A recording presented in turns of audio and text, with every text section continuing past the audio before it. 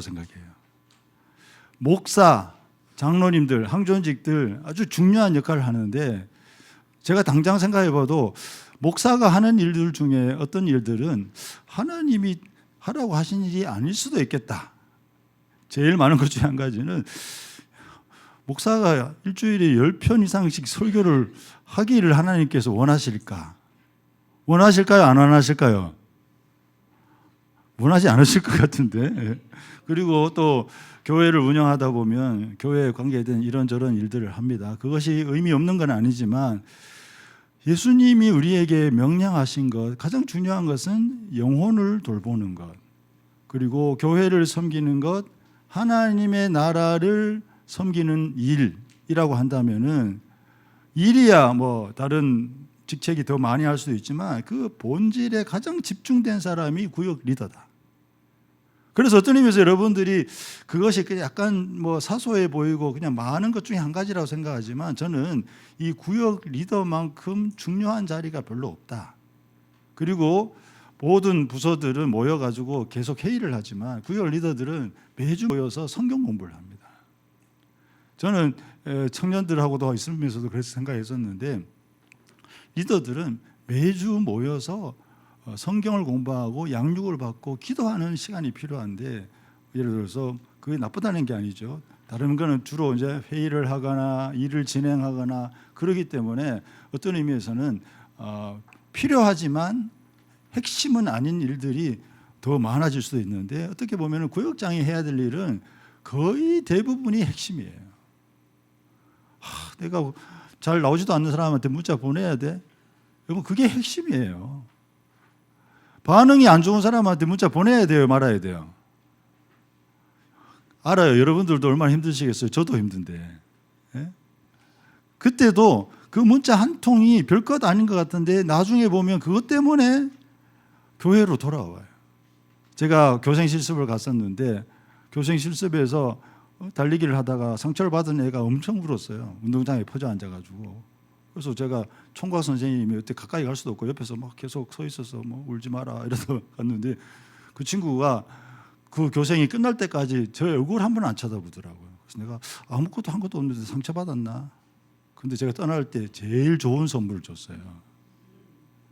그러니까 겉으로 드러나는 반응은 내가 뭘 잘못했나라는 느낌을 주었지만 아마도 자기가 그 많은 친구들 사이에서 좀 어떻게 보면 약간 망신을 당했는데 그냥 옆에 있었다는 그 자체가 고마웠나 봐요. 여러분들이 하는 일들이 사실은 엄청나게 중요한 일이고 당장 눈에 보이지는 않지만 구역원들을 섬기는 거잖아요. 그리고 주로는 안 오는 사람들을 섬기고 하는 일이기 때문에 힘들고 어렵지만 참 귀한 일이다. 그렇게 기억하시면 좋겠습니다. 올해도 총 35분이 구역 리더로 헌신하게 되었습니다. 얼마나 감사한지 모릅니다. 지난 첫 구역 리더 모임을 했는데 평소보다 훨씬 참여율이 높았어요. 그래서 현장에 13명, 줌으로 7명, 그리고 녹음으로 들은 분이 13명, 그러니까 33분이 했어요. 그래서 특별한 어려움이 없는 분들을 제외하고 거의 모두가 참여한 것이 얼마나 감사한지 모릅니다. 요즘 시대는 특히 수요일 날도 평일 날도 직장을 다니시는 분이 많기 때문에 현장에서 모든 것을 할 수가 없어요. 그렇기 때문에 많은 교회가 구역 모임이나 구역 리더 모임이 거의 불가능한 상태인데 우리가 줌과 녹음 파일을 통해서 이렇게 많은 사람들이 참여할 수 있다면 그것은 새로운 시대의 하나의 대안이 될 수 있다. 그래서 현장에 참여해서 함께해 주시는 분들이 제일 감사하지만 또 각자가 집에서 현장에서 온라인으로 함께 하시는 분들도 힘이 되고 그 시간을 맞출 수 없어서 녹음 파일을 들으면서 우리와 함께 공유하는 분들의 참여도 너무너무 중요하다. 저는 이렇게 빗대어 말씀드리고 싶어요. 예전에는 무조건 예루살렘 성전에만 가야 됐어요. 심지어 다른 곳에서 예배 드리는 것은 이단 사이비처럼 생각했는데 지금은 각 지역 교회가 있잖아요. 근데 이제 코로나 이후로 이제는 전혀 새로운 시대가 되었는데 온라인 지성소가 생겼다. 저는 감히 이렇게 평가하고 싶습니다. 그래서 1순위는 여러분들 현장에 오셔서 우리가 서로 마주 보면서 그래야 커뮤니케이션도 쉽고 더 효과적일 수 있습니다만, 그렇지 않은 분들은 이번 주에 했던 것처럼 그 분위기로 끝까지 갈 수 있도록 그렇게 협력해 주시면 감사하겠습니다. 한번 따라해 볼까요? 분위기를 타자. 분위기가 참 중요해요. 어쨌든 첫 주의 분위기는 제 판단에 지난 10년 중에 제일 좋았습니다. 그래서 이 분위기를 끝까지 갈 수 있도록 하고, 지난번에 또 시상을 했던 것처럼 올해도 똑같이 시상을 할 건데, 시상의 출발점, 채점의 출발점은 3월 1일부터 시작하겠습니다. 그래서 2월 말 동안은 적응 훈련을, 2월 동안은 댓글 안 달아도 되겠구나, 안 가도 되겠구나, 그렇게 생각하지 마시고 적응 훈련을 잘 하셔야 됩니다. 그래서 잘 하셨다가 3월 1일부터 혹시 3월 1일날 문자가 가면 그때부터 댓글과 참여, 그리고 결석, 개근 이런 것을 점검하도록 할 테니까 여러분들 적극적으로 참여해 주시기를 부탁드리겠습니다. 예, 특별히 올해는 4주차에 마리아 찬양대가 쉽니다. 그리고 예전에는 떼제 예배를 드렸는데 이번에는 그게 없기 때문에 구역장님들이 저녁 식사가 없잖아요. 그래서 여러분들에게 구역장님들, 구역 리더 모임에 참여하신 분들에게 김밥이나 우리가 찬양팀이나 교육자가 먹는 저녁을 여러분들에게 준비해 드릴 테니까 그렇게 함께 하시면 좋겠고, 우리 구역 리더들 중에 마리아 찬양대를 하지 않는 분들이 몇 분 계시잖아요. 그분들도 저희들이 파악을 해서 1, 2, 3, 셋째 주에도 여러분들에게 저희들이 먹는 저녁을 함께 먹도록 그렇게 해드릴 테니까 적극적으로 참여해 주시기를 부탁드리겠습니다. 예, 두 번째, 구체적인 내용으로 그러면 구역이 무엇이고 구역 리더는 무엇을 해야 되는가, 크게 세 가지예요. 첫 번째, 구역 리더는 한번 따라해 보실까요? 교회 행정의 기초 단위이며 구역원을 섬기는 리더입니다. 두 번째 읽어볼까요? 시작. 구역은 교회 양육의 기초 단위이며 구역 리더는 양육 리더입니다. 세 번째, 구역은 교회 및 이웃 섬김의 기초 단위입니다. 먼저 우리 행정이 사실 중요해요. 자세한 내용은 밑에 읽어보셔야 되겠는데, 모든 교회는 구역에 속합니다. 구역에 속하지 않는 교회는 거의 없습니다. 일부 특이한 경우가 있긴 있습니다만은, 마치 우리가 주민센터에 모든 태어나는 사람들이 등록되는 것처럼 다 등록되는데, 여러분 평상시에는 주민센터가 있는지 없는지도 모르고 살지만은 중요한 순간에는 주민센터가 꼭 필요합니다. 아이가 태어났을 때, 또 돌아가셨을 때, 결혼했을 때, 진학할 때, 특별한 서류가 필요할 때, 그럴 때 꼭 필요하죠. 마찬가지예요. 어떤 의미에서 구역은 아무 일 없습니다. 그 구역에 기도 제목 없습니까? 특별한 건 없습니다. 그게 제일 편안한 상태일 수 있습니다. 저 구역은 맨날 구역 상담을 하던데 안 하는 게 더 좋을 수도 있어요. 그러나 여러분들이 그 구역원들이 중요한 시기가 되었을 때는 구역 리더가 참 중요합니다. 예를 들면 가족 중에 누군가가 장례가 생겼을 때에 다른 사람들은 갈까 말까 망설이게 되지만, 우리 구역에 누군가의 집에 장례가 생기면 누구는 가야 돼요?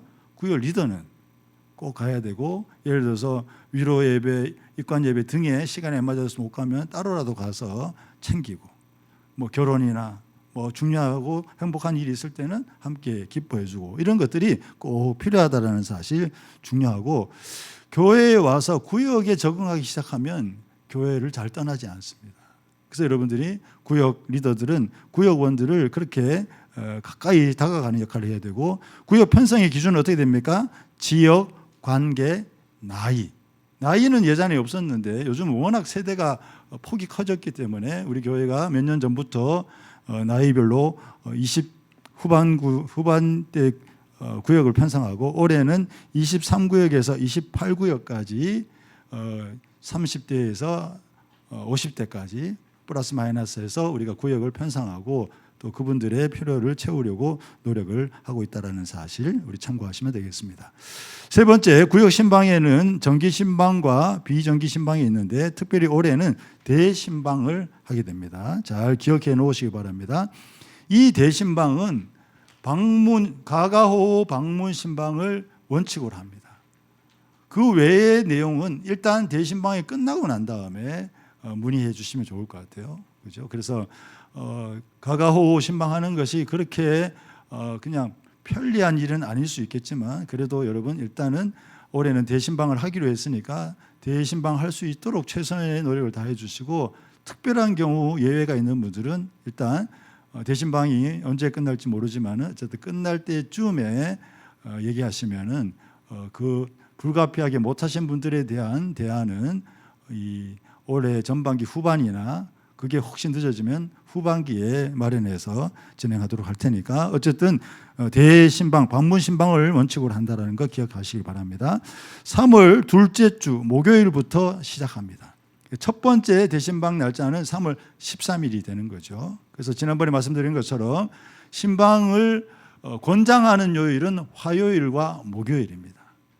화요일과 목요일은 예를 들어서 이번에 있는 시찰회나 우리가 봄철에 있는 산상기도회 등과 겹치지만 않으면 날짜는 거의 수용될 것이고 그 외에 화요일과 금요일, 목요일 외에 다른 날 원하시면 금요일도 미리만 얘기하시면 충분히 가능한데 우리가 주중에 진행되는 일이 워낙 많기 때문에 일주일에 3구역 이상을 하게 되면은 조금 빠듯해요. 그래서 금요일이 신청이 되면 그 주간에는 목요일을 좀 뺀다든지 예를 들어서 산상 기도회가 있는 주간에는 목요일을 못하지만 금요일을 한다든지 그렇게 융통성을 발휘하고 요즘은 평일날은 대부분 직장에 있어서 평일날 자체가 안 되는 분들을 위해서는 토요일이나 주일 예배 후에도 2-3가정 정도의 대신방은 가능할 수 있으니까 그렇게 해주시되 역시 토요일이나 주일에는 여러분들이 적어도 한 2-3주 전에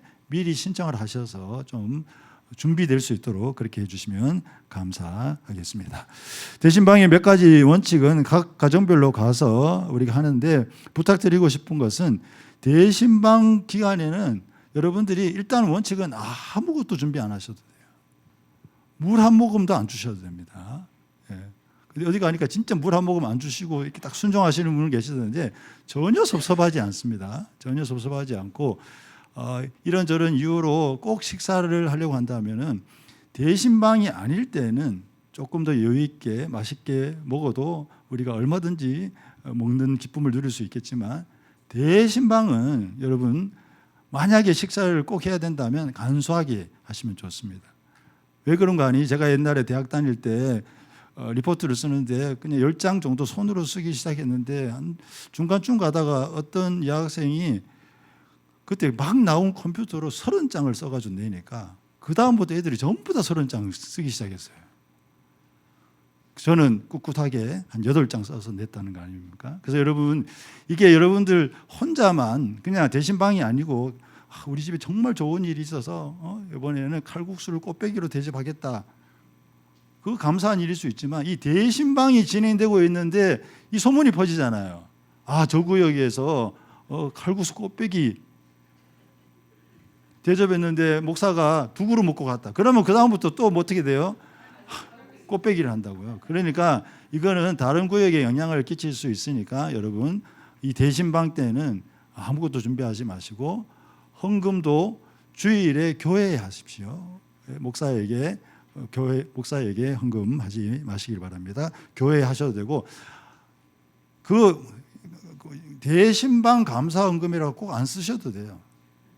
감사헌금이라는 거는 그냥 감사가 우러나와서 하나님께 하시는 거기 때문에 뭐 대신방을 했으니까 마치 의무적으로 세금 내듯이 대신방 감사헌금 안 하셔도 되고 그냥 감사할 때 언제든지 하시면 되는 거지. 이 말은 또 감사헌금을 주일날 해야 되는구나. 그건 아닙니다. 그냥 모든 헌금은 여러분들이 자원하는 마음으로 할 수만 있으면 드러내지 않고 하는 것이 더 좋을 수가 있습니다. 그래서 여러분들이 그 부분에 대해서 오해하지 마시길 바랍니다. 신방에 관한 모든 부분에 관해서는 일단 우리 김영준 목사님에게 의논하셔서 여러 가지 내용들을 결정하시고 저나 우리 임미수 목사님에게도 원하시면 얼마든지 함께 이야기할 수가 있겠습니다. 나중에 혹시 질문 있으면 하시기 바랍니다.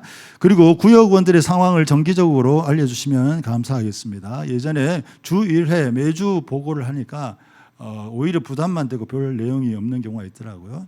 1차적으로는 3월 달 중에 구역원들의 상황에 대해서 한 번씩은 다 보고를 해 주시기 바랍니다. 예를 들어서 A, B, C 분은 주일 예배를 잘 참석하고 있는데 D, E 분들은 장기적으로 결석하고 있습니다. 또 어떤 분들은 몸이 아파서 어려움이 있습니다. 이런 부분들을 일단 한번 보고를 해주시면 감사하겠고, 그리고 그 이후에는 특이한 상황이 생겼을 때 꼭 알려주시면 감사하겠습니다. 지금은 우리 교역자들을 중심으로 매주 출석을 다 체크를 하고 있거든요. 예전에는 구역장을 통해 가지고 이렇게 체크를 하다 보니까 그게 오히려 더 번거롭고 객관적으로 정확한 비슷한 통계가 나오지 않아서 그렇게 진행하고 있기 때문에 여러분들에게 매주 보고는 안 해도 되지만 여러분들이 상황이 생겼을 때는 꼭 알려주시기를 부탁드리겠습니다. 또한 여러분들이 할 수 있는 행정의 서비스 중에 중요한 것은 그것은 또 하나의 양육이기도 한데, 교회가 진행하는 여러 가지 일들에 대해서 여러분들은 여러분들만 할까 말까 망설이는 게 아니고 구역원들에게도 전달하고 권면하고 함께 하는 게 중요한 거예요. 예를 들어서 이번에 탁구 대회를 한다. 나는 탁구 정말 싫어해.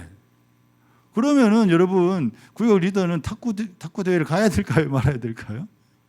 안 가도 비난받을 일은 아니지만 구역 리더가 되면은 그때는 탁구가 싫어도 우리 구역원 중에 누군가가 탁구를 좋아한다 그러면은 그 친구한테 이번에 꼭 나가라고, 내가 응원하겠다고 하고 같이 나가고, 우리가 3월 달에 또 양육 프로그램을 개설하면은 나 혼자만 갈까 말까, 이거는 이제 일반 사람들이 생각하는 거고, 리더들은 우리 구역 안에 아무 개가 성경 공부에 또 양육 프로그램에 꼭 참여하면 좋겠는데, 그런 생각을 하면 그분이 진짜 아주 탁월한 리더가 되는 거죠. 더 나아가서 우리 구역 리더들이 해야 될 거는 우리 구역원들 중에 세례를 받았는가, 구역원들의 자녀들이 세례를 받았는가. 이게 별거 아닌 것 같아도요, 제가 목회를 하다 보면은 찾아와 가지고 머리를 긁으면서 가짜 증명서를 부탁하는 경우가 가끔 있어요. 저는 세례나 이런 거에 관련돼서는 가짜 증명서를 절대로 해줄 수가 없는데, 교회 출석 증명서 같은 경우는 지금부터 출석을 하겠다고 다짐하면 해주기도 하고 그랬었는데, 그래서 여러분 구역원들, 특히 자녀들 세례 또 출석 또 서리 집사 등등 행정적으로 그분들이 교회에 잘 적응할 수 있도록 협조하는 것은 아주 중요한 거예요. 그래서 여러분들이 그런 서비스도 꼭 해주시고 소통에 전달을 하는 그 역할을 꼭 해주시기 바랍니다. 두 번째, 구역 리더는 양육 리더예요. 그래서 기본적으로 구역을 통하여 기초적인 양육과 돌봄을 받습니다. 돌봄이 더 많이 강조되지만 할 수가 있으면 앞으로 언젠가 양육이 조금 더 강조되면 좋겠다. 지금 우리가 한 달에 한 번 구역 리더 모임을 통해서 양육적인 소그룹을 조금 해오고 있는데, 아직까지는 그냥 나눔이 더 강조되는, 그리고 거기에 모여있는 구성원들이 주로 연세 많으신 어르신들이 많기 때문에 그럴 수밖에 없는 한계도 있긴 합니다만은, 할 수만 있으면 우리가 구역이 하나의 양육의 소그룹이 되면은 그것보다 이상적인 경우는 없다라고 볼 수가 있는 것이죠. 그래서 여러분들은 일단은 예를 들면 어떻게 양육을 도울 수 있는가, 내가 일방적으로 가르치는 건 아니지만 우리 구역원들과 함께 새벽 영상 예배를 매주 하기로 이렇게 의논을 하고, 또 구역원들끼리 카톡방을 만들어 가지고 서로 이렇게 도전을 주기도 하고, 또 저희 아이들한테도 제가 우리 아이들한테는 다 이제 지난해에는 두 아이가 다 하진 않았지만 어쨌든 큐티를 1년 내내 하면 상을 주기도 하고 하는데, 여러분들 구역 안에서도 나눔 또 서로 격려하는 거 이런 것들을 할 수 있으면은 어떤 의미에서는 혼자 매일 새벽 예배를 드리는 것도 아주 의미 있는 일이지만 구역이라는 소그룹에서 그것이 조금 더 활성화되도록 하면 참 좋아요. 지금 보면은 한 오전에 60명, 70명 정도가 매일매일 새벽 영상 예배를 드리고 있잖아요. 그게 간단한 게 아니고 아주 가치 있는 일이라고 생각하거든요. 그래서 여러분들이 구역원들을 양육하는 것 혹은 양육을 도우려고 할 때 이 새벽 예배나 우리 큐티를 돕는 것이 매우 중요하다는 것 꼭 기억하시기 바랍니다. 우리 연윤주 자매의 핸드폰이 울리고 있습니다. 예, 왜냐하면 녹음 듣는 분들도 알아야 되기 때문에 제가 알려드립니다. 예. 예. 그리고 또 우리 구역 주간 예배도 여러분 사실은 이 구역 주간 예배의 나눔을 잘 하기만 하면 정말로 어려울 때 여러분한테 전화가 올 거예요. 그런데 구역 주간 예배 때 나눔이 그냥 좀 사실 어려움이 있다라는 건 이해하긴 합니다만은 그게 그냥 약간 형식적으로만 지나가면은 큰 도움이 안 될 수도 있겠지만 여러분들이 그 시간에 한 달에 한 번, 때로는 우리가 특별한 뭐 전도를 하거나 봉사를 하게 되면은 뭐 2달에 한 번 오기도 하고 그러잖아요.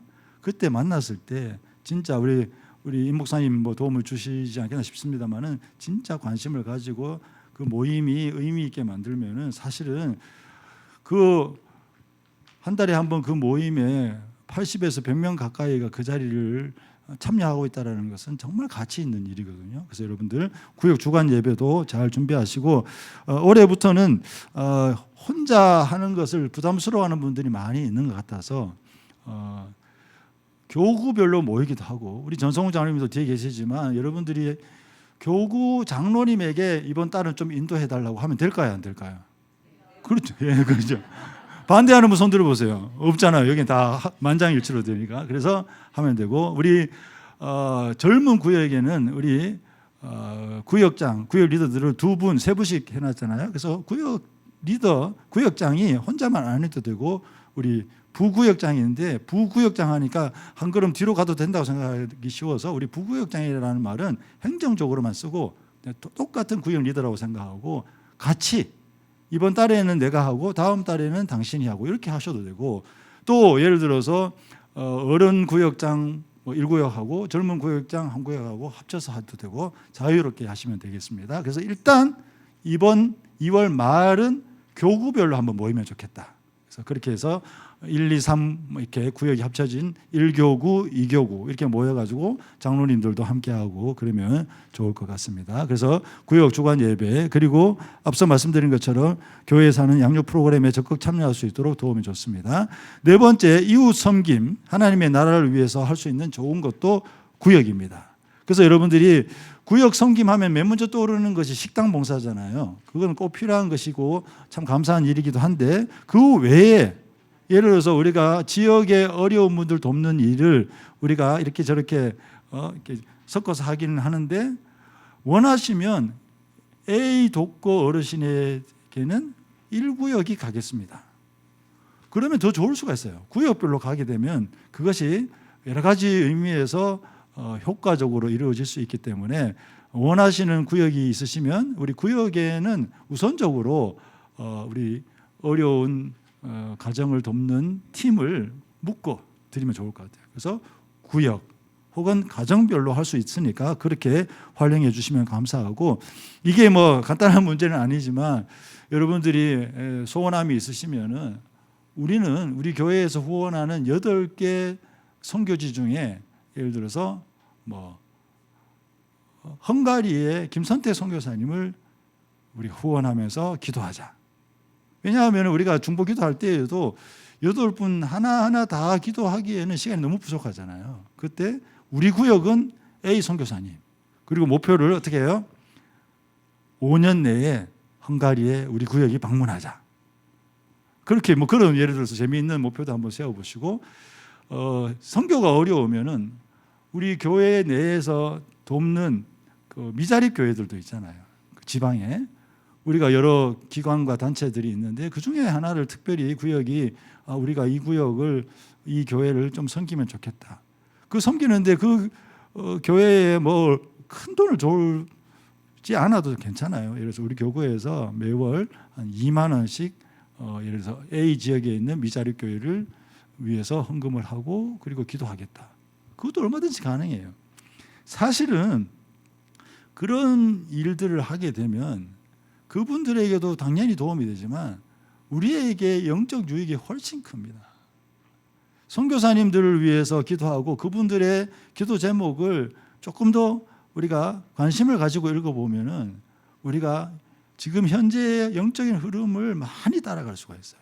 그래서 여러분들이 선교사나 지방 교회 단체들을 그렇게 섬기는 하나님의 나라를 위해서 할 수 있는 좋은 일이 얼마든지 가능하다는 것 꼭 기억하시기를 바랍니다.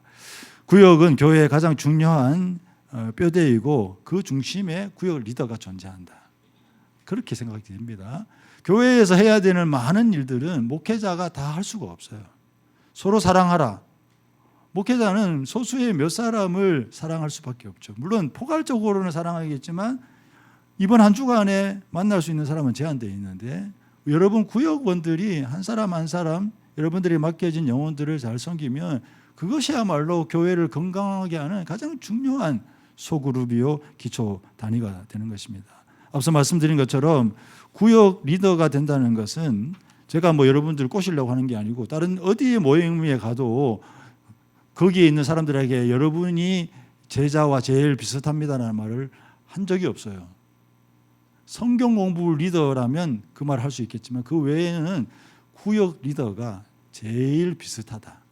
그런 의미에서 감히 제가 판단하기에는 여러분들이 구역 리더로서의 역할을 성실히 감당하면 그것이 주님이 우리에게 주시는 사명을 정말 잘 감당하는 지름길이 될 수 있다. 그렇게 생각합니다. 여러분 올 한 해도 열심히 해주시길 부탁드립니다. 혹시 질문 있습니까? 대신방이든 뭐든. 예. 예. 없습니까? 예. 저는 썩 물러갈까요? 예. 그러면 저는 지금 목소리가 제일 큰 분도 우리 연윤주 집사님이십니다. 예. 만약에 한 명이 면모자 잘린다면은 연윤주 집사님이 잘릴 가능성이. 이범희 때문에 봐주겠습니다. 네, 기도하겠습니다. 하나님 아버지 감사합니다. 구역 리더로 헌신하신 너무나 귀한 분들 하나님 아버지 올 한 해 하나님을 바라보며 또 한 영혼을 사랑하며 우리에게 주어진 귀한 역할을 잘 감당하여 영혼이 힘을 얻고 교회가 든든히 세워지는 복된 한 해가 될 수 있도록 인도하여 주시옵소서. 이후의 모든 시간 가운데도 큰 은혜 베풀어 주시기를 간절히 원하오며 예수님의 이름으로 기도하옵나이다. 아멘. 수고하셨습니다. 네. 저는 썩 물러가고 우리 임미숙 목사님 나오실 때에 큰 박수. 바로 하죠. 뭐 바로 하고 2강 끝나고 난 다음에 조금 10분 15분 쉬는 게 좋을 것 같습니다. 그리고 우리는 자유로우니까 꼭 필요하신 분은 잠시 왔다 갔다 하셔도 됩니다.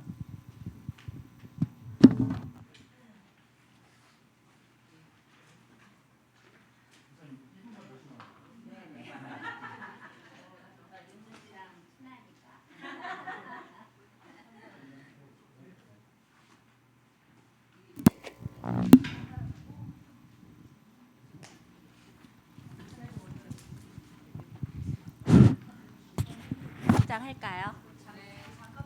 네네네. 네. 네네. 네.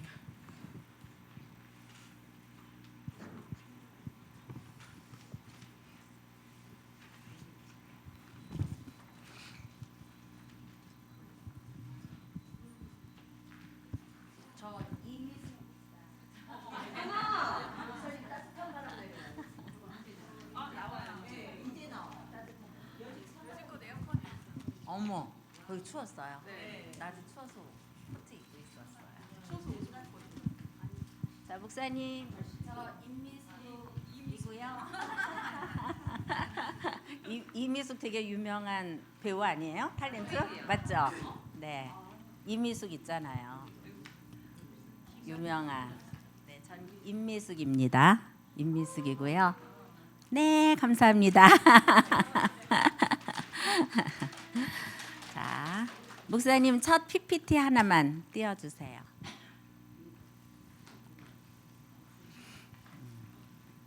일찍 9시부터 오시느라고 힘드셨죠? 9시가 교회 도착하는 시간이 굉장히 힘드실 것 같더라고요.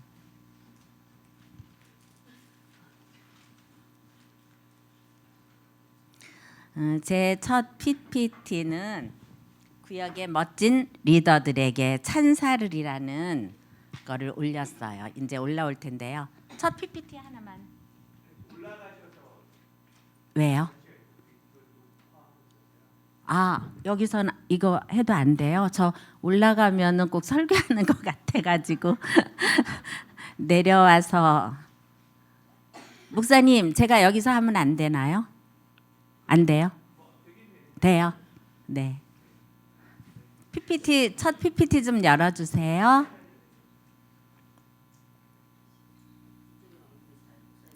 아기들 두고 오신 분들도 있고 너무나 반갑네요. 다들 건강하시죠? 네, 저는 첫 PPT 올라오면 말할게요.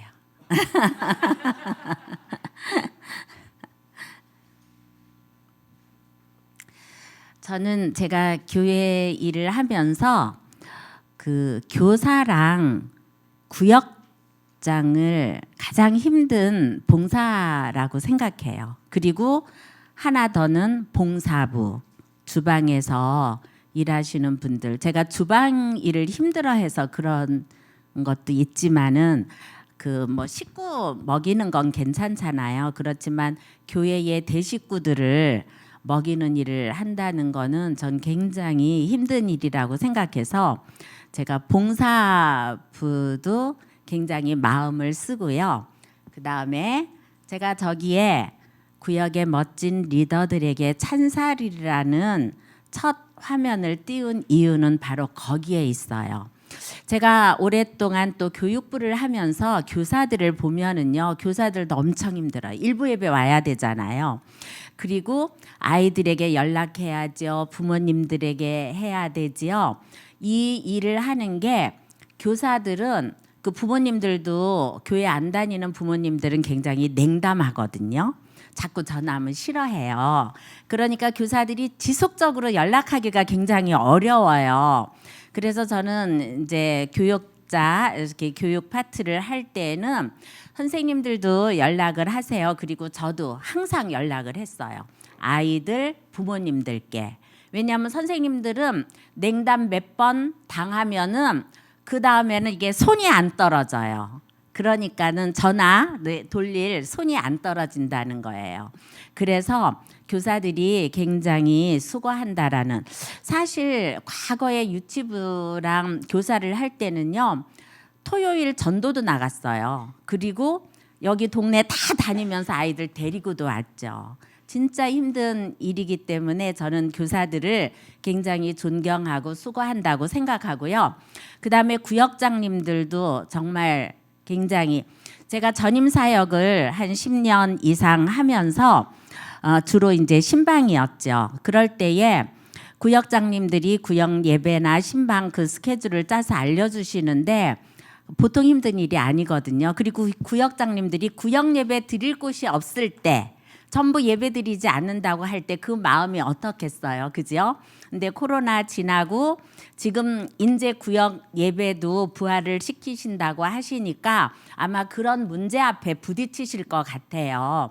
그럴 때에 마음이 많이 상하시고 힘들어하세요. 또 우리 한 달에 한 번 모였을 때도 구역 식구들이 오후 예배 때 다 가버리는 식구들, 그죠? 최명자 집사님 막 끄덕끄덕 하시잖아요. 엄청 힘들어요. 그 마음을 너무 잘 알아요.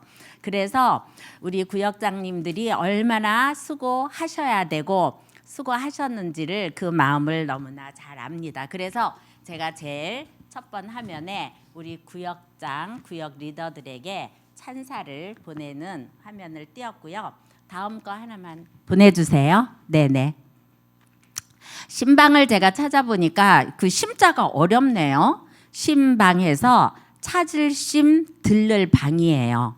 찾아서 그 집을 방문해서 이제 안부를 전하고 예배도 드리고 하는 게 신방이거든요. 그런데 지금은 이제 카톡이나 전화 신방이 제일 많으실 것 같아요. 그죠? 젊은 구역이 편성된 거는 굉장히 저는 찬성해요. 그래서 젊은 분들은 주로 카톡으로 하기 때문에 조금 더 좀 날 것 같아요. 그 다음에 어르신들은 꼭 전화를 드려야 돼요. 전화 드리면 길게 안 해도 너무너무 행복해 하세요. 그래서 찾는다라는 거는 문자, 카톡, 또 전화, 그리고 직접 찾아뵈면은 너무 좋지요. 어르신들은 혼자 계신 어르신들이 지금은 많아요. 우리 교회에 고령화가 돼가지고 찾아만 뵈도 진짜 행복해 하셔요. 외롭거든요. 어느 분들은 입에서 저기 냄새가 난대요. 말을 안 해서.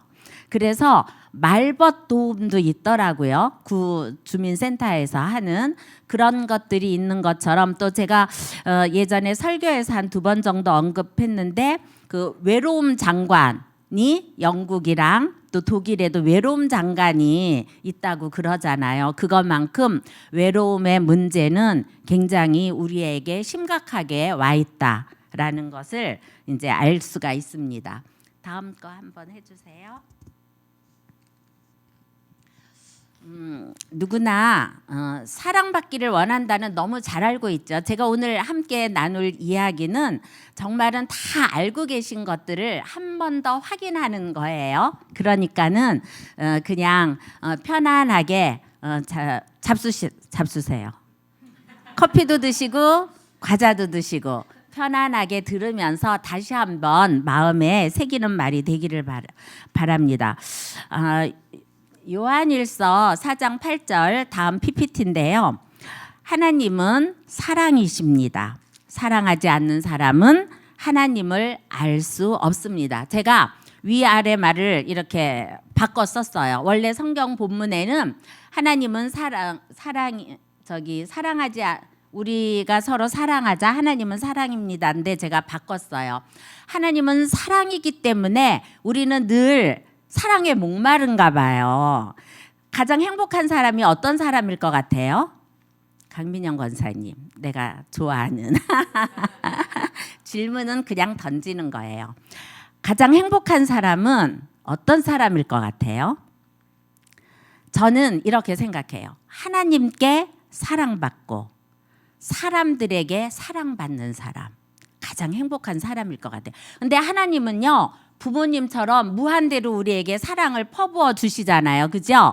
한량없는 사랑이 위로부터 내려오는데 우리는 그 사랑을 그릇이 작아서 다 받지 못해요. 그러는데 사람들에게 사랑받는 거 쉬워요? 어려워요? 박정림 권사님? 사람들에게 사랑받는 건 쉬운 일이 아니에요. 내가 사랑에 목말라도 누구나 나에게 사랑을 퍼부어 주는 사람은 없어요. 그렇게 생각하시죠? 그래서 저는 사람들에게 사랑받는 하나님의 사랑은 기본값이에요. 그렇다라는 생각을 하면서 여러분들은 우리 구역장님들은 언제 내가 어른이 됐다, 어른이라는 생각을 해본 적 있으세요? 김소영 권사님, 어른이라고 생각하세요? 어른이라고 생각하지 않으시죠? 그럴 줄 알았어요. 저는 이렇게 어른 노릇을 잘 못해요. 평생 제 나이가 얼마인지 아시죠?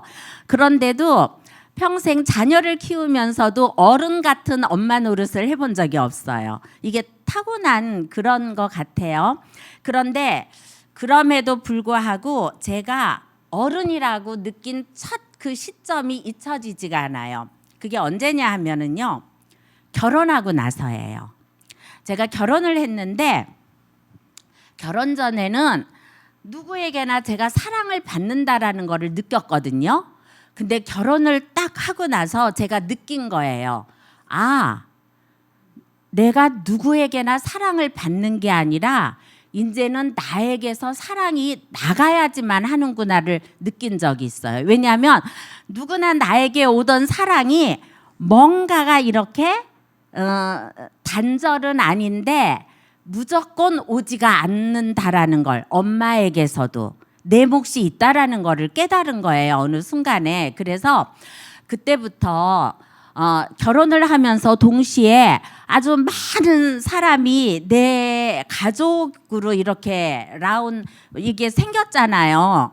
그러는데 그 안에서는 내가 사랑을 줘야지만 한다라는 거를 내가 깨달았어요. 제가 이제 형님들도 있고 이러니까는 그분들과 이렇게 친밀해지고 그러기 위해서는 제가 무조건 사랑을 베풀어야 되는 거예요. 형님 그러고 형님이 조금 냉담할 때도 형님 그러고 마음도 쓰고 돈도 쓰고 시간도 쓰고 이럴 때에 그 형님이 나에게 엄청 친밀하게 다가오면서 이 관계가 굉장히 화목해지는 것을 느꼈어요. 시댁이나 친정이나 이렇게 결혼하고 사시면서 관계가 안 좋아지고 서운해하고 명절이 지나고 나면 마음이 더 틀어지고 이러는 일들이 많이 생기시잖아요. 그러는데 그럴 때 내가 마음을 쓰고 시간도 쓰고 돈도 쓰고 사랑을 무한대로 베풀을 때에 그때 정말은 몇 배가 뭐 몇 배라고 할 수는 없지만 더 많은 사랑이 나에게 돌아온다는 거를 깨닫는 그 순간이 제가 어른이라는 생각이 들은 거예요. 그래서 우리 구역장님들에게도 그런 마음이 필요할 것 같다라는 생각을 하게 돼요. 그 다음에 이제 하나만 넘겨주세요. 신방에 제가 주요 요소라 하는데 제가 저거를 신방에 마음가짐으로 바꿨는데 저거 안 바꿨네요. 제가 밤에 자다가 신방의 마음 주요 요소라는 말이 계속 걸려서 바꾸고 싶었는데 저기에 마음 감사합니다 목사님. 네, 신방할 때 제가 이제 신방을 담당하고 있잖아요. 제가 출근일은 화요일 하루예요. 그래서 정말은 신방이 자주 일어나야 되는데 아직까지는 그렇게 되지는 못하지만 신방할 때의 마음가짐을 제가 5가지로 한번 적어봤어요. 제가 신방을 목사님이 말씀하셨을 때 제가 어떤 자료나 책이나 중요한 그런 게 나와 있는 거를 보고 정리를 할까 하다가 그렇다면 우리 구역장님들과 쉽게 대화나 소통이 잘 안 될 것 같아서 그냥 제가 느끼는 것 가장 중요하다고 생각하는 것 요 5가지 이렇게 띄워놓고 얘기 나누도록 할게요. 제일 첫 번째는 저는 진심이라고 생각을 해요. 우리가 무슨 일을 하든지 진심이 제일 중요하죠. 근데 신방에는 정말 진심이 중요해요. 왜냐하면 이제 내가 구역장이니까 뭐를 해야 되는데 뭐를 어디를 찾아봐야 되는데 전화해야 되는데 이러한 그 압박감은 벗어버리세요. 그거는 버리고 그냥 내가 무슨 일을 하든지 내 마음에 진심이 가는 대로만 하겠다. 그래서 양이 줄어도 돼요. 한 분에게만 전화를 하셔도 되고 2분에게 하셔도 되고 몇 분에게만 연락하셔도 되는데 많은 짐을 느끼지 마시고 진심이라는 이 글자는 놓치지 않았으면 좋겠어요. 왜냐하면요. 진심은요. 나도 알고 너도 알아요. 다 알아요. 진심이 아닌 마음은 누구나가 알아차리거든요. 진심이 아닐 때에 트러블이 생겨요. 문제가 생기거든요. 그 다음에는 이제 궁금함인데요. 궁금함은 제가 2가지로 설명을 드릴 수가 있어요. 뭐가 궁금할까요? 뭐가 궁금할까요? 박금래 권사님이 구역 식구들의 마음이 굉장히 따뜻해서 잘 돌보시잖아요. 그러는데 누가 교회를 왔는지 안 왔는지 궁금하시죠? 궁금하시죠? 그럴 때 어떻게 하세요? 그럴 때 어떻게 하세요? 교회 저기 구역 보고를 그때 구역장님들이 하셨는데 구역 보고를 하라니까 1부, 2부로 나눠져 있고 찬양대에 있으니까 어디에 2층에 앉아 계시니까 사람을 파악할 수가 없다고 말씀하시더라고요. 궁금한 거예요. 저는 그럴 때는 무조건 주의를 넘기지 않고 월요일까지는 전화를 하면 좋다고 생각해요. 저는 그렇게 하거든요. 궁금하니까. 교회 오셨어요? 오신 것 같은데 제가 얼굴을 못 마주쳤어요. 라든가 이런 대화를 해요. 오늘 교회 안 오신 거 아니에요? 어디 가셨어요? 이런 식으로 말을 하면은 교회를 오시고 저를 봤대요. 그랬는데 제가 이제 분주하게 움직이니까는 저와 눈을 못 마주쳤다고 그러시더라고요. 그래서 제가 눈을 마주치지 못해서 그래서 목소리도 들으려고 전화 드렸어요. 이렇게 말하거든요.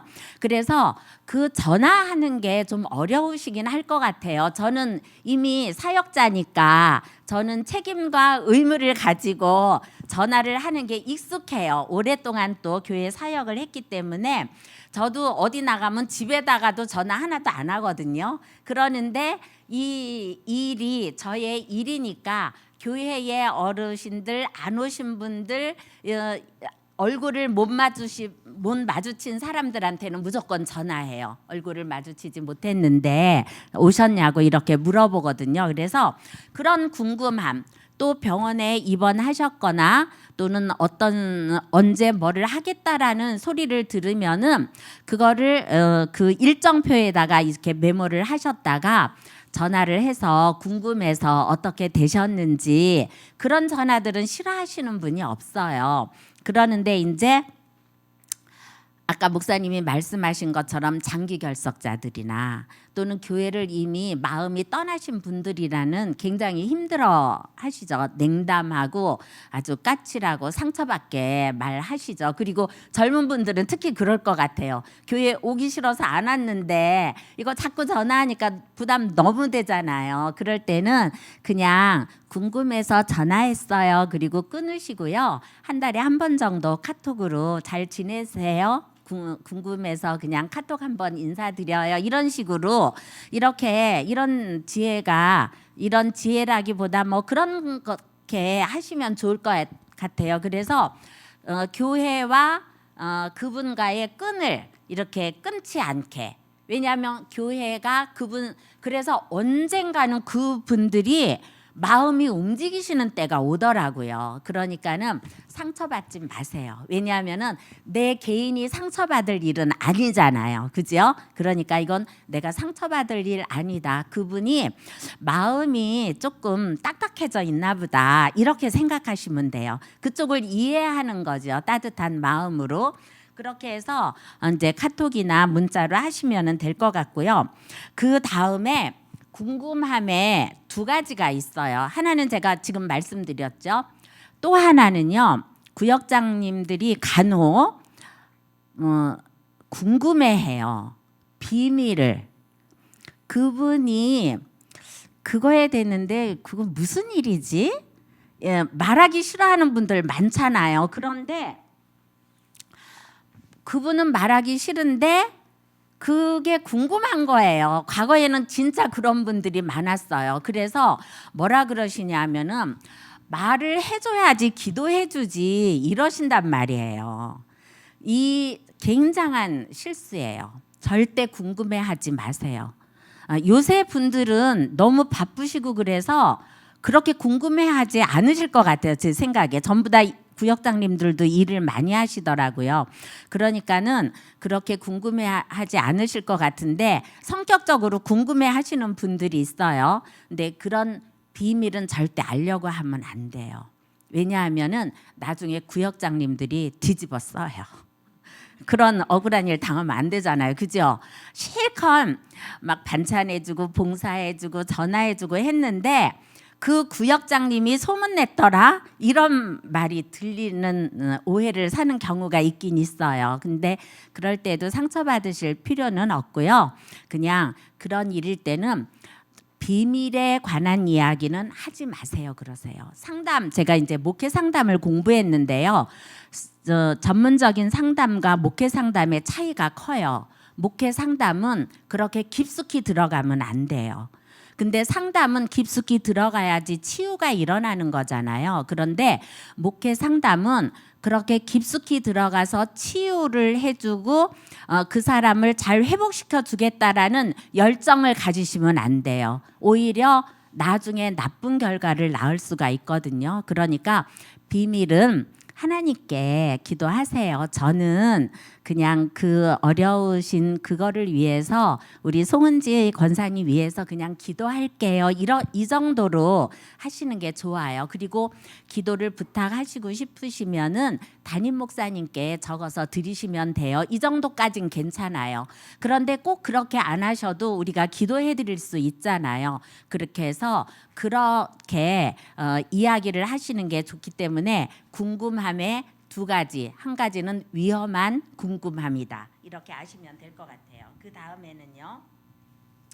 세 번째는 공감이에요. 공감은 저는 이 공감을 엘리베이터를 타는 공감 이야기를 하고 싶은데요. 우리가 엘리베이터를 이제 우리 김정숙 원사님이랑 저랑 같이 타면 같이 올라가잖아요. 그리고 같이 내려오잖아요. 이렇게 같이 붕 올라가고 우리 구역원 식구들이 마음이 지금 쭉 올라가고 있을 때 내가 같이 올라가는 게 공감이에요. 그런데 그분이 쭉 올라가고 있는데 나는 냉담하고 객관적으로 듣고 그리고 뭔가 판단하고 뭔가 가르쳐주고 뭔가 대답해 주려고 할 때에 조금 위험한 일이 생길 수가 있어요. 다만 근데 제가 이제 MBTI를 그거를 하다가 보니까 성향에 따라서 이 공감대가 아주 많은 사람이 있고 좀 적은 사람이 있긴 있어요. 그런데 그런 거는 하나도 문제가 되지가 않아요. 다 약점과 장점이 있어요. 그냥 마음에 내가 같이 엘리베이터라는 작은 공간 안에서 같이 올라간다. 같이 내려간다. 그렇지 않으면 내 마음에 저거는 저분이 저래서 저렇구나 이렇게 생각하고 판단이 될지라도 그런 것들을 좀 접어두시고 함께 그분의 마음에 들어드리는 거죠. 마음에 정말 그러셨겠어요. 이러한 것들 공감은 다 잘 하실 수 있으시잖아요. 근데 같이 막 울어주고 싶고 막 이러는데 그러지 않으셔도 돼요. 너무 그 공감의 성향이 높으셔서 지나치게 막 슬퍼해 주시고 막 이러는 분들도 계세요. 그러는데 장점이기도 하면서 또 조금 지나쳤을 때에 그 지나침도 그분들이 느끼실 수가 있거든요. 그러니까 알맞게 자기의 그 공감 형성들은 자꾸 만나보고 이야기 나누면서 그게 잘 조절될 수 있으리라는 생각을 하게 돼요. 저는 이 공감에서 하나 더 얘기하고 싶은 게 제가 이제 할머니잖아요. 그리고 손주들이 있잖아요. 지금 여기에 할머니 별로 없으시겠네요. 근데 아기들 이제 제 이야기를 하면은 엄마 키우는 아기들은 그 아기가 옹알이 할 때 다 알아듣잖아요. 그죠? 그러면서 그랬어. 그리고 배고파. 뭐 기저귀 갈아줘. 막 이런 얘기를 다 알아듣게 이렇게 옹알이에도 그 말뜻을 알아듣고 공감해 주듯이 저는 이제 손주를 보면은 무조건 이뻐요. 뭐 예쁘니까는 다 잘했다 그러고 무조건 예뻐해 주잖아요. 그러는데 어느 할머니가 이래요. 제가 이제 그전 교회에 있을 때 그 할머니 아주 쌈박한 할머니인데 우리 손주들은 나 싫어해 이래요. 그래서 왜요? 그랬더니요. 자기는 막 야단친대요. 그리고 또 그 손주들도 할머니한테 그렇게 기대지 않더라고요. 근데 할머니들도요. 아주 똑똑하고 유능한 할머니들은 손주들한테도 기대치가 높으시더라고요. 그런 할머니들은 아이들이 그렇게 좋아하지 않아요. 구역원들도 마찬가지예요. 구역원들을 너무 가르치려 하거나 그렇게 하면 어떡해요 집사님, 그러시면 안 돼요 권사님, 이런 말 하실 수 있어요. 그 전에 보니까 그런 말 많이 하시더라고요. 왜 그러냐 하면은 구역장님들이 지금 여기는 보편적으로 젊으신 편이에요. 그런데 구역원 중에서 나이가 어리거나 또는 이렇게 만만하게 친하면은 그런 말이 나온다니까요. 우리 젊은 구역들도요, 친하게 지내다 보면은 그런 말을 해요. 아이 그러면 어떡해, 그러면 안 되지, 이런 말이 나오거든요. 근데 구역 모임에서나 구역 그 신방에서는 그런 말을 사용하는 거는 굉장히 자제하셔야 된다고 저는 생각해요. 왜 그러냐면요, 그때는 잘 받아들이시는 것 같아요. 그냥 어른이고 친한 언니 같고 친한 그 구역장님이고 나보다 똑똑하고 그래서 그러는데 삐져 있으세요. 속은 완전히 돌아서 있어요. 왜냐하면은 자기를 야단치고 가르친다고 생각해요. 근데 요새 사람들은요 진짜 다 똑똑해요. 나이가 40 이상이 되면은요 지식의 평준화라 그랬어요. 근데 요새는 유튜브니 뭐 인터넷이니 해서 모르시는 게 없어요. 오히려 그거를 안 보는 사람들이 뭐 그런 일이 있었나 싶을 정도로 막 그런 거 막 또 보내주시잖아요. 이렇게 지식의 평준화가 돼 있어서 그분 나름대로 자기의 주관과 자기가 아는 게 너무 많아요. 그렇기 때문에 이렇게 해야 된다, 저렇게 해야 된다, 이렇게 가르치려고 해서는 안 된다. 요거는 꼭 말씀드리고 싶어요. 그 다음에는요, 네 번째가 이제 경청이에요. 그 경청이 제일 어려워요. 정말로 경청이 어려워요. 그래서 요새 사람들은요 전부 경청을 안 해요. 이렇게 제가 윤주 씨한테 얘기하잖아요. 윤주 씨 딴 생각하고 있더라고요. 왜냐하면 눈빛 보면 다 알아요. 그래서 왜냐하면은 하는 얘기 별로 듣고 싶지 않다 이거잖아요. 그죠? 뭐 왜냐하면 영양가 없으니까. 그죠? 영양가 없는 소리를 많이 하잖아요, 우리가. 제가 얘기를 해도 다 하는 소리 하고 있고 또 정순 씨가 무슨 얘기를 해도 제가 다 하는 소리 하고 있으니까 제가 이렇게 듣는데 제 딴 생각 하고 있잖아요. 그거를 정순 씨가 다 알아요. 다 알잖아요. 다 아시죠? 그래서 경청이 어려운 시대라고 저는 생각해요. 그러다가 또 무슨 일까지 하냐면요. 제가 이제 송은지 씨한테 얘기해요. 그러 중간에 탁 끊어요. 그리고 자기가 이제 뭐냐면 자기가 또 이제 내가 무슨 단어 경청 얘기할 때 그 엘리자베스 테일러가 경청에 뭐 그거예요. 그러면서 말 끊고 막 치고 들어온단 말이에요. 치고 들어오는 게 굉장히 센스 있고 실력인데 구역 모임에서는 절대 안 된다는 거예요. 일단은 들어주셔야 돼요. 근데 또 나이 많은 어르신들은 끝이 없잖아요. 반복해서 말씀하시고 그래서 어떤 분은 시어머니가 얘기하시는데 며느리가 이러더라고요. 그것도 지혜 있는 것 같아요. 계속 자기 일해요. 막 왔다 갔다 하면서 자기 일을 하는데 이 할머니는 계속 한 말을 또 하고 또 한 말을 또 하고 네 알았어요 어머니 그래서요 이러면서 막 자기 일을 하시더라고요. 그런 것도 지혜인데 아주 나이 많으신 분들을 대하실 때에는 이제 경험을 쌓게 되면 지혜가 생기실 것 같아요. 그런 얘기들을 끊기가 참 어려운데 알맞게 이제 그 상황에 따라서 하시면 될 것 같아요. 그래서 경청하기 어려운 시대를 살고 있다. 제가 네 번째 넣었지만은 굉장히 중요하다라는 걸 말씀드리고 싶고요. 그 다음에는 긍정적 구역장님들이요 굉장히 비판적으로 말씀하시는 분들 계시거든요. 근데 구역 식구들한테는 절대로 긍정적으로 말씀하셔야 돼요. 뭐 교회의 설교 이야기를 듣는다던가 구역원들이 요새 똑똑한 사람 많잖아요. 그래서 지난주 그 목사님 설교 그거 틀린 거 아니에요? 이렇게 말할 수 있지만 거기에 호응을 너무 높이 하지 마시고 그거는 또 우리가 이렇게 해석할 수가 있어요. 이렇게 말씀해 주시면 좋을 것 같아서 구역장의 긍정적인 생각과 사고는 굉장히 중요하다고 생각해요. 시간이 많이 갔는데요. 또 중요한 거 몇 가지만 말씀드릴게요. 제가 구역 식구들의 마음을 보니까는요. 친밀도가 두 가지에서 굉장히 높으시더라고요. 뭐냐면 하나는 자기를 전도한 사람. 거기에 친밀도가 굉장히 높게 갖고 계시고요. 두 번째가 구역장이에요. 구역장에 대해서는 교회 와서 아무도 모르는데 자기 구역장만 찾아요. 그리고 구역장님이 어떻게 했다, 구역장님이 했다 이러고 그분들의 신앙생활은 구역장님이 자기의 이렇게 모델이에요.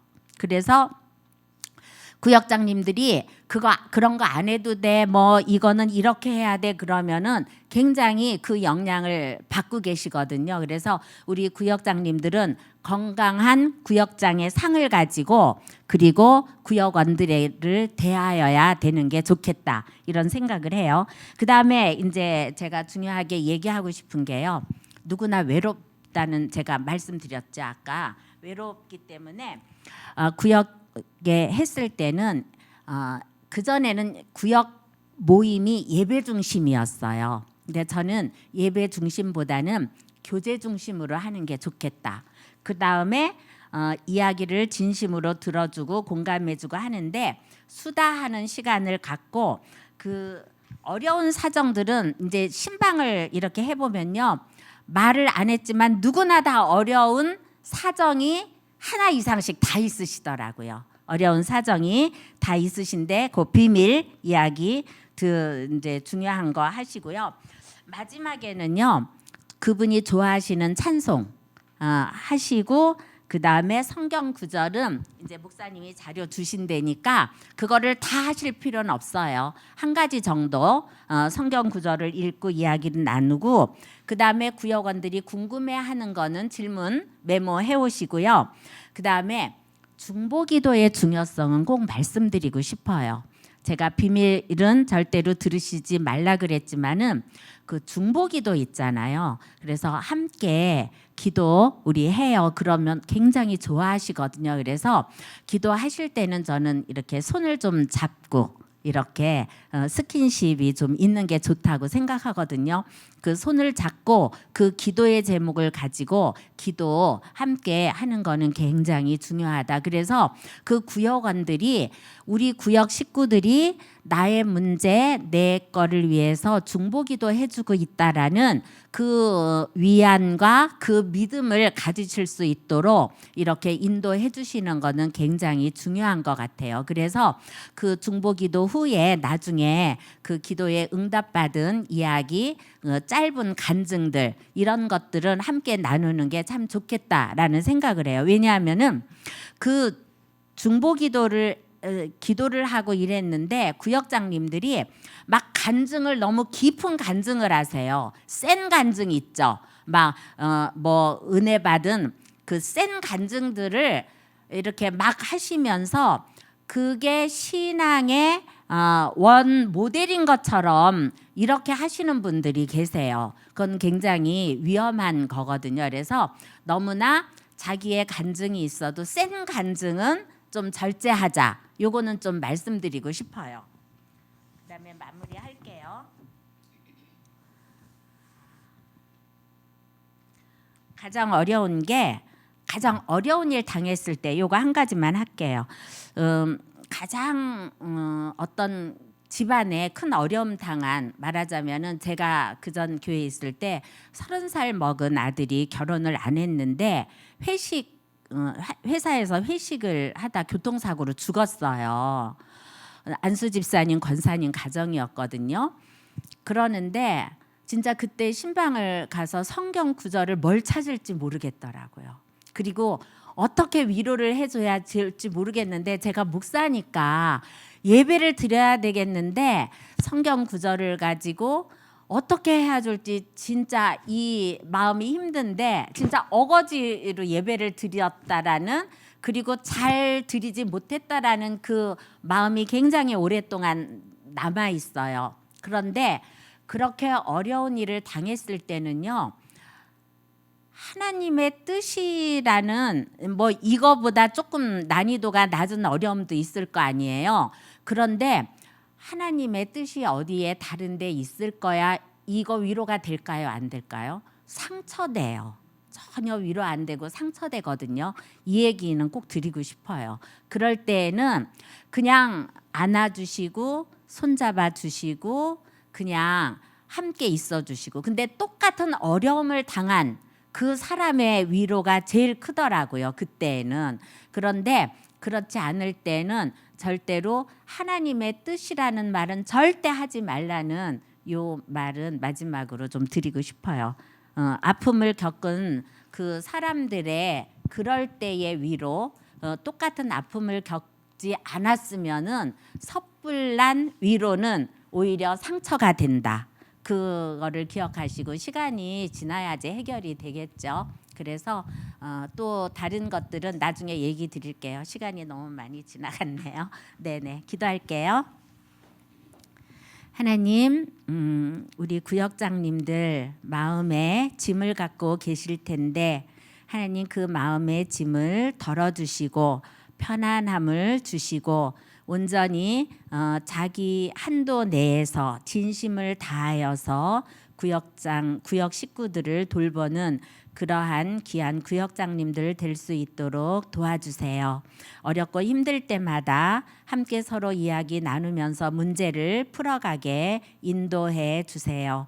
늘 우리 구역장님들에게 하나님의 은총과 큰 사랑이 있기를 간절히 바라며 예수님 이름으로 기도합니다. 아멘.